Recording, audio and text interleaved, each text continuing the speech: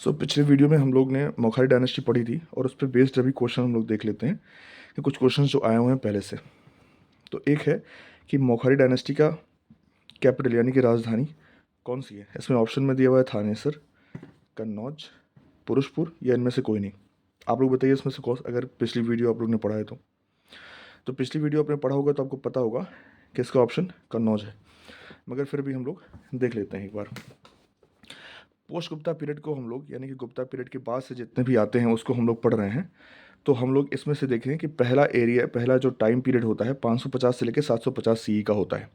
फिर इसमें हम लोग देखेंगे कि ये वाला जो एरिया होता है गुप्ता पीरियड के बाद से, गुप्ता पीरियड सिर्फ इतना बचता है, मतलब गुप्ता जो डायनेस्टी बचती है वो सिर्फ इतनी बचती है, गुप्ता डायनेस्टी बचती है। बाकी के सारे एरियाज़ जो होते हैं वो अलग अलग इनके सामंत लोग इंडिपेंडेंट होकर के यानी कि फ्री होकर के अपना राज्य स्थापित कर लेते हैं। इसमें से सबसे बड़ा डायनेस्टी जो होती है, ये सबसे ताकतवर डायनेस्टी भी होती है नॉर्थ इंडिया में, यानी कि जो उत्तर भारत है उसमें, उत्तर भारत है जो उसमें सबसे बड़ी जो सबसे मजबूत डायनेस्टी होती है वो होती है पुष्यभूति वंश। पुष्यभूति वंश तो कंफ्यूज मत होइएगा, पुष्यभूति वंश को ही हम लोग वर्धना यानी कि वर्धन वंश भी कहते हैं, जो कि थानेसर यहाँ पे जो इनका राजधानी रहती है थानेसर से रूल कर रहे होते हैं। सेकंड जस्ट बगल में एरिया रहता है इनका मौखारी वंश का। मौखारी जो हम लोग पढ़ रहे हैं, मौखारी वंश का जो कैपिटल रहता है वो कन्नौज रहता है, वो यहाँ से रूल कर रहे होते हैं। गुप्ता इतना बचे होते हैं, ये नर्मदा रिवर है। इसके नीचे हम लोग देखेंगे जैसे चालुक्य वंश, ये चालुक्य बदामी से रूल कर रहे होते हैं। यहाँ पे पल्लव यानी कांची से, इसको हम लोग धीरे धीरे आगे पढ़ते रहेंगे कि ये कैसे यहाँ पर रूल करते हैं और कैसे इनका डायनेस्टी आगे बढ़ती है। तो ये हम लोग देख लिया कि मौखारी डायनेस्टी यहाँ पर रूल कर रही होती है कन्नौज से, और ये वर्धना पुष्यभूति डायनेस्टी यहाँ से कर रही होती है।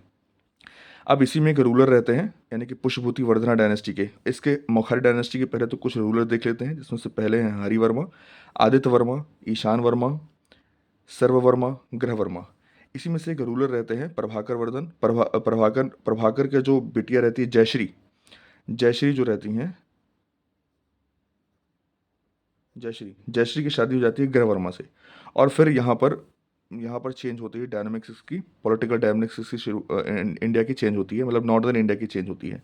इसमें पुष्यभूति डायनेस्टी के जो हर्षवर्धन रहेंगे वो अटैक करेंगे यहाँ पर, और यहाँ पे आ जाएंगे कन्नौज पे। कन्नौज पे कुछ ऐसा सीन क्रिएट होता है जो कि पिछले वीडियो में हम लोग डिस्कस कर चुके हैं।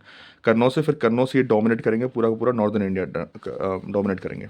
ओके, सो हम लोग ने देख लिया कि इसका जो आंसर होगा वो होगा कन्नौज, मौखरी डायनेस्टी का। थानेसर से कौन करेगा?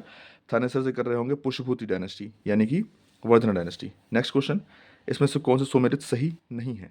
तो फर्स्ट ऑप्शन है सर्ववर्मा, गया कॉपर प्लेट, ईश्वर वर्मा, जौनपुर स्टोन इंस्क्रिप्शन, ईशान वर्मा, ये हर्षा स्टोन इंस्क्रिप्शन, और जीवित गुप्ता सेकंड, ये देव बरनाक इंस्क्रिप्शन।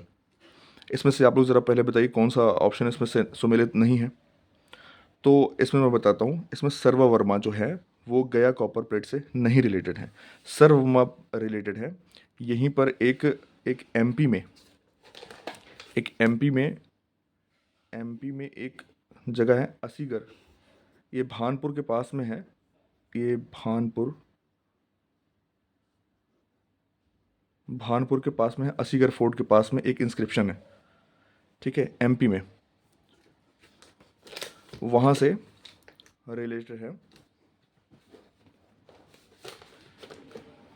ये रिलेटेड हैं असीरगढ़ या असीर असीरगढ़ असीरगढ़ जो कि मध्य प्रदेश में है, मध्य प्रदेश में, वहाँ पे इंस्क्रिप्शन मिलता है, वहाँ से रिलेटेड है। एक चीज़ याद रखिएगा, इसी असीरगढ़ इंस्क्रिप्शन में, या ये असीरगढ़ का जो मध्य प्रदेश में है, असीरगढ़ में जो इंस्क्रिप्शन मिला है वहीं पर इसकी वंशावली यानी कि जो इसका जीनोलॉजिकल ऑर्डर है यानी कि मौखरी डायनेस्टी का, वहाँ से मिलता है जीनोलॉजिकल ऑर्डर, यानी कि जो इसका वंशावली पता चलती है मौखरी डायनेस्टी की। वंशावली में बताया गया है कि इसके पहले राजा जो रहते हैं वो हरिवर्मा होते हैं, हरिवर्मा, जो कि हम लोग यहाँ पर डिस्कस कर चुके हैं हरिवर्मा को। पहला राजा हरिवर्मा रहता है, ये असीरगढ़ के पास में मिलता है, जो कि सर्ववर्मन से रिलेटेड है, सर्ववर्मन से। अब दूसरा आता है ईश्वरवर्मन, ईश्वरवर्मन से जौनपुर स्टोन इंस्क्रिप्शन रिलेटेड है। ईशान वर्मा से हर्ष स्टोन इंस्क्रिप्शन है। और जीवित गुप्ता सेकंड से देव बरनाक इंस्क्रिप्शन। इसको याद करने का तरीका ये है कि जौन ईश्वर जो चाहते हैं वही होता है। ईश्वर जो चाहते हैं वही होता है। ईश्वर जौनपुर इंस्क्रिप्शन। ईशान ईशान या इंसान कह लीजिए कि इंसान को हमेशा खुश रहना चाहिए, इंसान को हमेशा, या हर्ष हर्ष यानी खुश में होना चाहिए। और जीवित गुप्ता सेकंड, इसमें लिखा है देव बरनाक। तो अगर आप जीवित हैं तो देव ने चाहा है, वरना आप नहीं होते। तो जीवित गुप्ता सेकंड का देव बरनाक इंस्क्रिप्शन, देव वर्नाक इंस्क्रिप्शन से आप याद रख सकते हैं इसको। तो ये हो गया हमारा मौखरी डायनेस्टी का। मौखरी डायनेस्टी पर ये दोनों प्रश्न आए हुए थे, इसको हम लोगों ने डिटेल में डिस्कस कर लिया। और नेक्स्ट वाले में फिर हम लोग पढ़ेंगे वर्धरा डायनेस्टी के बारे में। Thank you so much.